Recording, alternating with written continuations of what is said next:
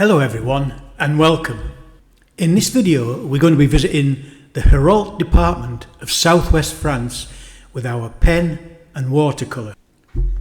For those of you who would like to work along with this video, if you look in the description of this YouTube video you will see a link to my website, and on there you'll be able to download the drawing. And that might be useful if you want to trace before you start the painting. For my drawing I used a permanent pen, which means that when I apply the watercolour it's not going to move, the ink isn't going to move. In my pen and wash sketches I like to tell two stories. First I like to tell the story of how the sketch was created, and that's why I use a permanent pen, and I really like to see the lines at the end of the painting. I like to see the ink there. The second story I'm trying to tell is what inspired me to take on this sketch. In this case, the beautiful Herault village of Herepian, in the sunlight in a warmish November day. I haven't recorded the drawing part, which I actually did on site, and I'm videoing the painting part.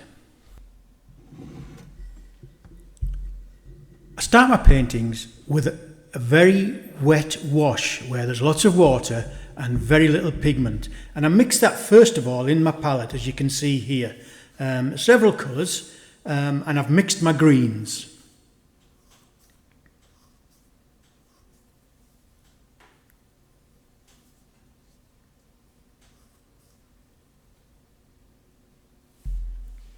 I've got a 12 sable brush there and ultramarine blue, and I'm just putting on the sky. You can see how much water I've got. Just suggesting some clouds, not being too neat.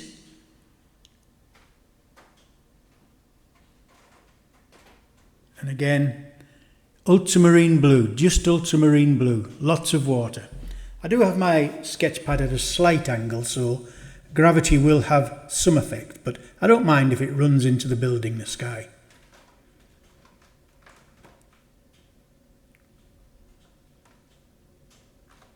Few clouds in the sky there, and I'm going to dry my brush and roll it across to just add a few more light areas in the sky.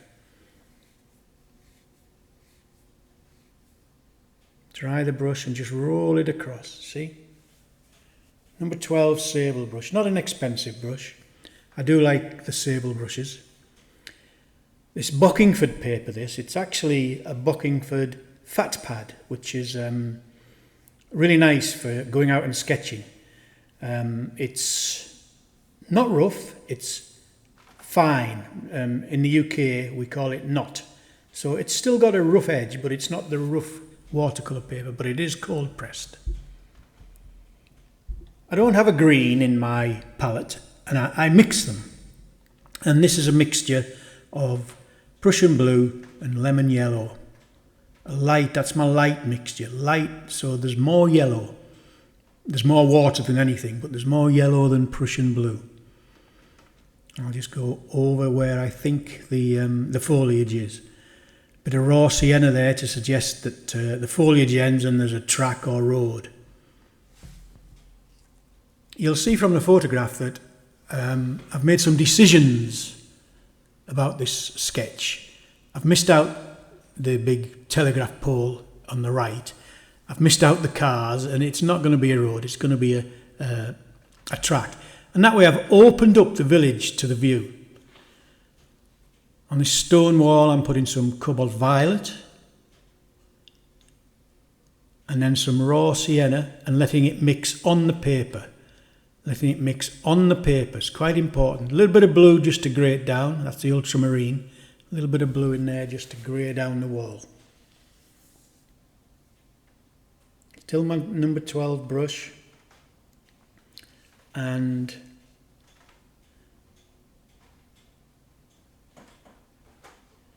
here's my darker green, which is Prussian blue and raw sienna. So we'll get even darker later on, but for now that'll do. So I'm just adding that in, just taking that across. Don't mind them mixing into the track at all.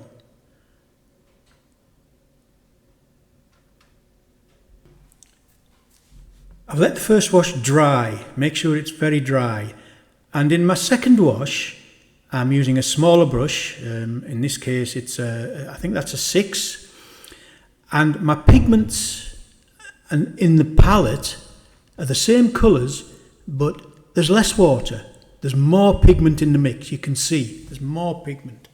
So that's Prussian blue and burnt sienna. And I'm going over the first wash, leaving some gaps in places with my greens.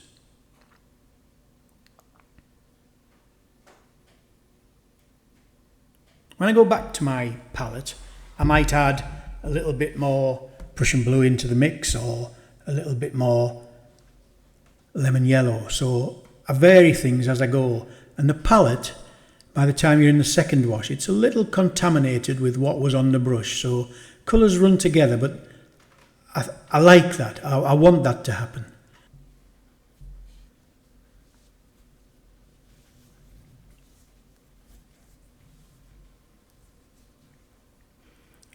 This is a much darker green. It's Prussian blue and burnt sienna instead of raw sienna, burnt sienna. Darker green for the trees. Even though we've done them in the pen like that, it's nice to get them a little bit darker, and the pen does show through, which is beautiful. I'm going to use that dark green now, and can you see I'm dropping it into the Prussian blue and raw sienna mix that I've just put on, and letting the watercolour and the paper work together to spread it out. So I'm connecting with what's already wet in there.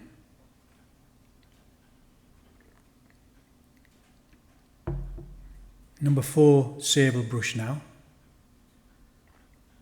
being a bit more careful. Stronger mixes again, strong pigment in these mixes.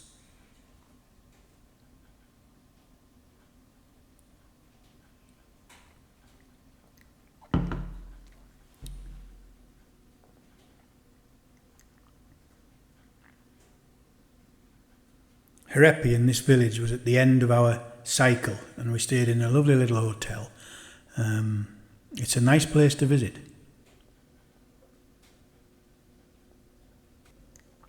Just dropping in again, wet into wet, wet into wet.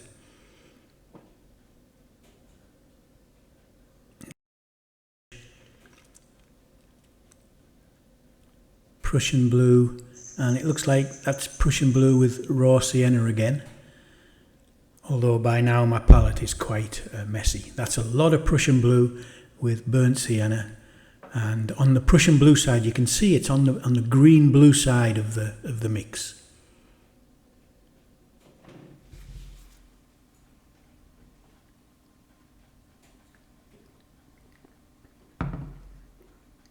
Bit of a lighter green, that's the Prussian blue and the lemon yellow, and just touching tops of the trees there with that lighter green.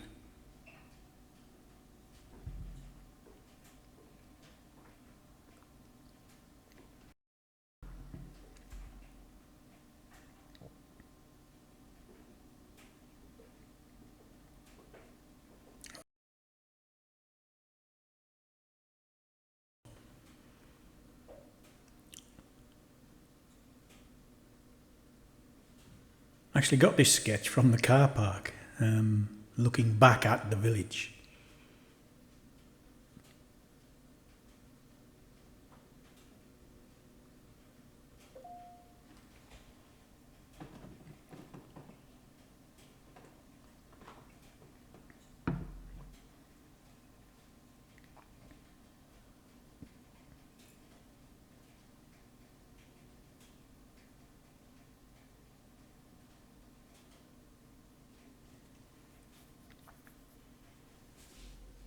One thing I'm quite conscious of here is that I haven't yet got any real warm colours in, and thank goodness for the pantile roofs. They'll give us the opportunity to get in some warm oranges and burnt sienna.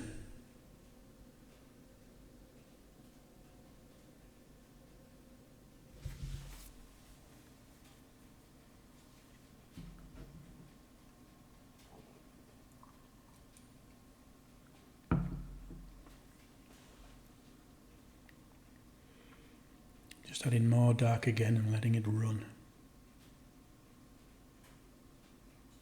It's one of the magic things about watercolour is that when you go wet in wet, it just does the work for you.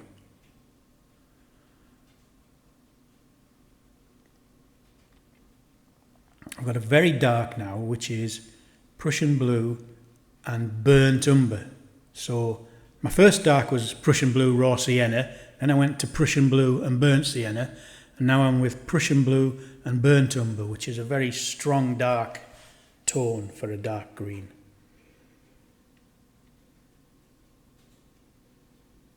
Mixture of cobalt violet and perhaps a little bit of raw sienna in it. On the church tower.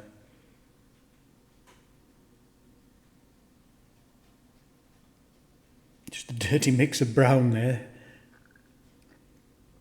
And that's raw sienna, but pretty contaminated.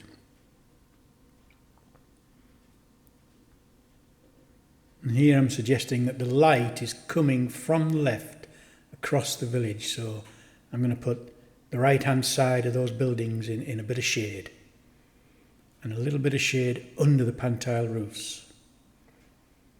And you can see we're already starting to get some warmer colours in now, which we really need to lift the sketch.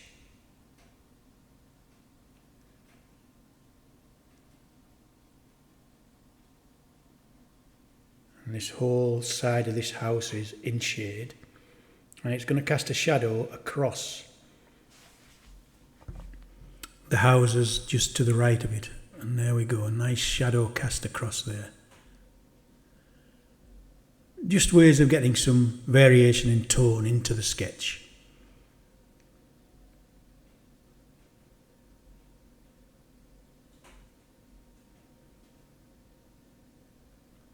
That's ultramarine blue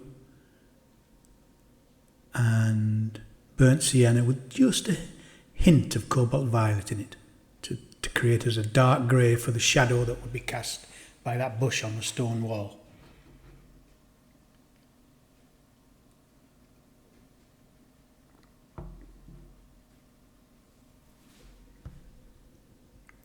The side of that building is a dark grey, and that too casts a shadow.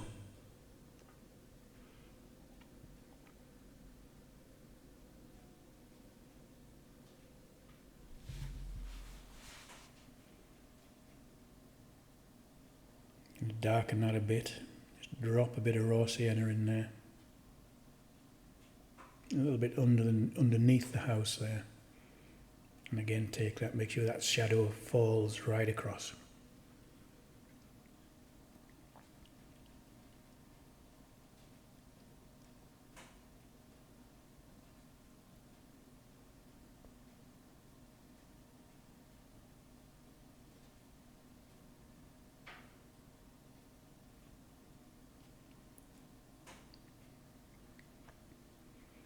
And I've got that grey, which is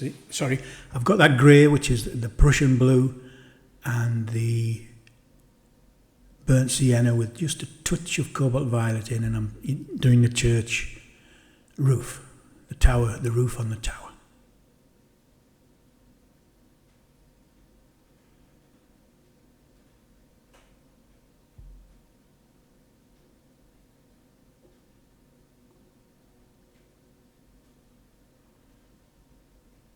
Let that dry a bit now, and I'm bringing in, this is a mixture of cadmium orange and burnt sienna, but it's mainly cadmium orange.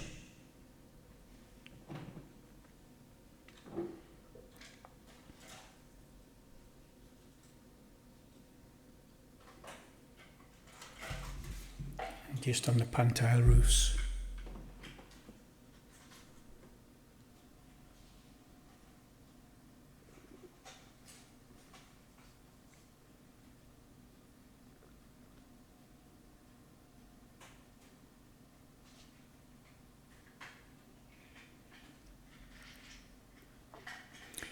I'm down to a rigger brush now.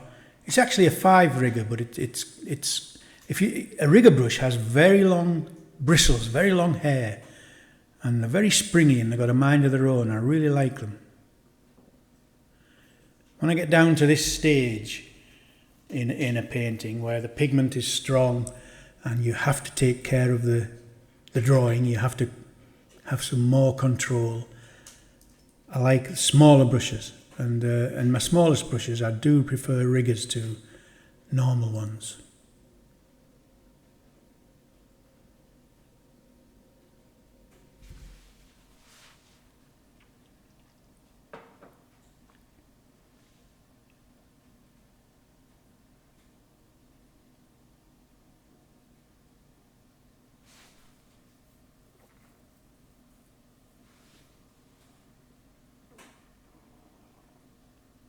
Darken the side of that church tower again.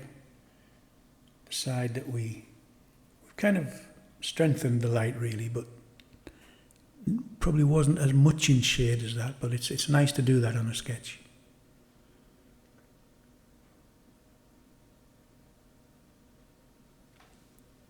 We've changed the actual view quite a bit, and we're not trying to produce a photograph. The cars have gone, we've opened up the vista. The telegraph pole's gone, and here I've got a mixture of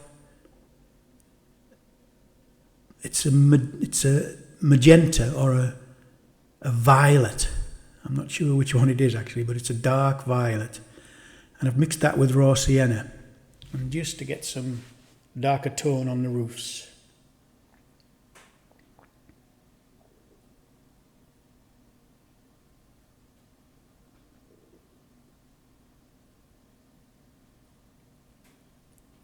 On the shadows.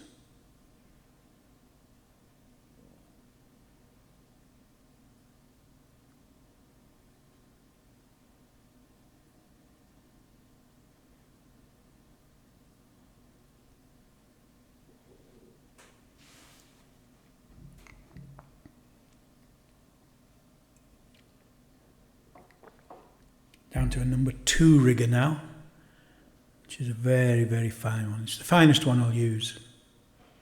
And again, you can see the long bristles. I'm looking for things to do here. There we go. That's actually a bit of cerulean blue, just to get some blue in there. I was going to do some shutters, but they're a bit wet. So I've gone back for my dark green, just to darken some, and at random add bits of dark to the foliage. And that dark green is Prussian blue and burnt umber.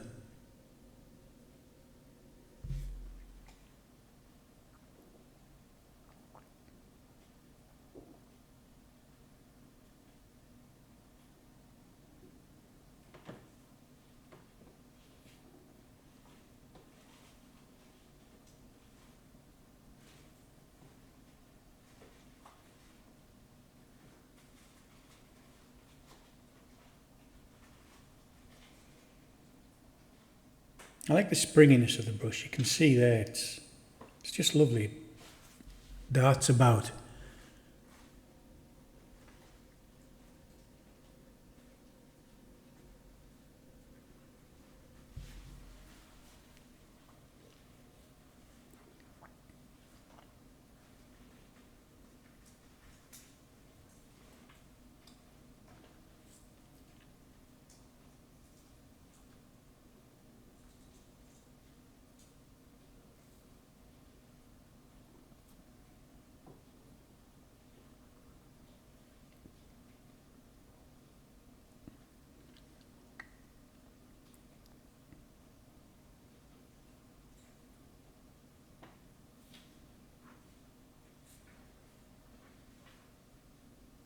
Got my light green again, which remember is Prussian blue and lemon yellow.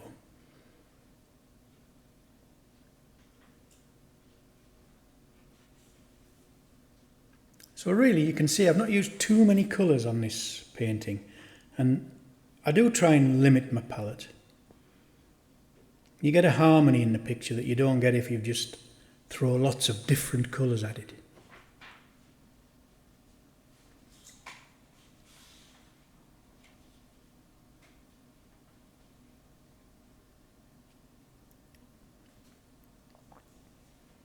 This is just raw sienna, except my brush is contaminated with green and the mix in the palette's contaminated. So it's not pure raw sienna, but it's good enough, and it's nice for just to add some tonal variation on the track.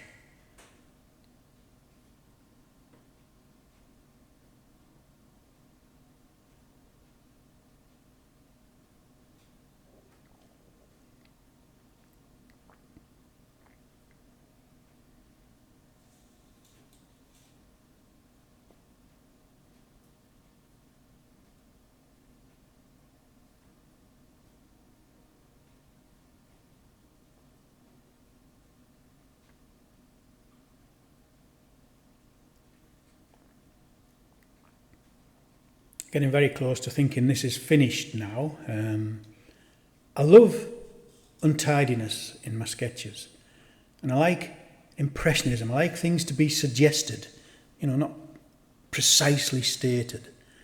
A little bit of this is a new mix. It's French ultramarine blue, which we've already got above, with burnt umber, and it mixes the darkest colour I can mix with my palette, because I don't have a black in my palette. And I do that on purpose. I think a black kind of sucks the life out of the picture.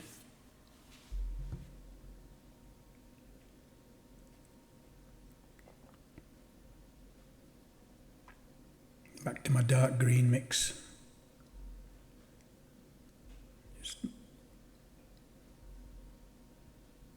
I've narrated this after I've finished the sketch, and to be honest, I'm just looking for things to do here, I think. I could have stopped. I could stop now.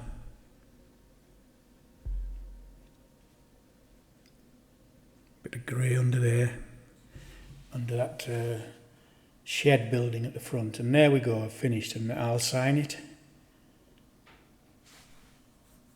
November 22. Herepian. Beautiful little village in the Herault.